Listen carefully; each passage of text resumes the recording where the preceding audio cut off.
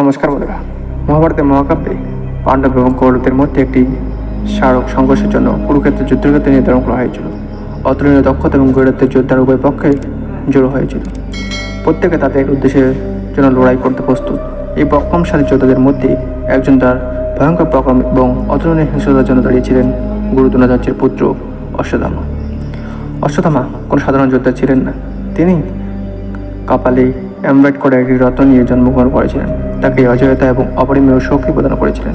তার পিতা দ্বারা প্রশিক্ষিত যুদ্ধবিদ্যার সর্বশ্রেষ্ঠ শিক্ষক অশ্বত্থামা স্বর্গীয় অস্ত্র এবং যুদ্ধের কৌশলে দক্ষ ছিলেন।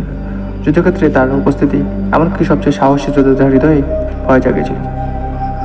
যুদ্ধ শুরু হওয়ার সাথে সাথে অর্জুনের সারথি ও পথপ্রদর্শক ভগবান কৃষ্ণ উদ্ঘাটিত ঘটনাগুলির উপর সব দৃষ্টি রেখেছিলেন।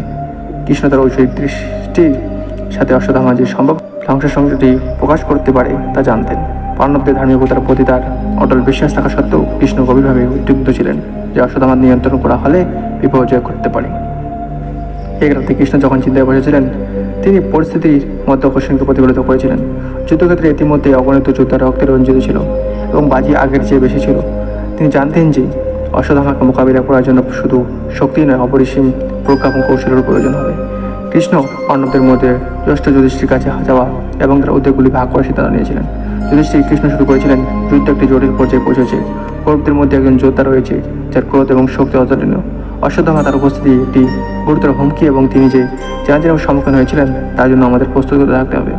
যুধিষ্ঠির মনোযোগ সহকারে শুনলেন। কৃষ্ণের কোথায় তো বুঝতে পেরে আমাদের কি করতে হবে কৃষ্ণ তিনি জিজ্ঞাসা করেছিলেন। আমরা কীভাবে এমন শক্তিশালী প্রতিপক্ষের মুখোমুখি হতে পারি?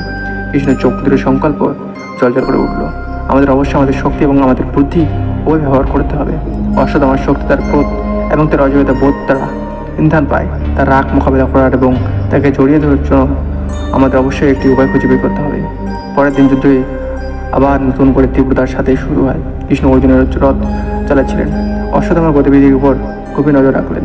অবশেষে সেই মুহূর্তে উপস্থিতি হলো যখন অশ্বত্থামা অতুলনীয় হিংস্রতার সাথে অর্জুনের দিকে অভিভুক্ত হলেন। তার চোখ প্রতিশোধ চলছে।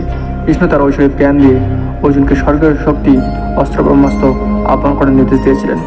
কিন্তু একটি মোচড় দিয়ে তিনি অর্জুনকে অস্ত্রতে অশ্বত্থামার কপালের মনের দিকে লক্ষ্য করতে বলেছিলেন, যা তার অজয়তা উৎসব।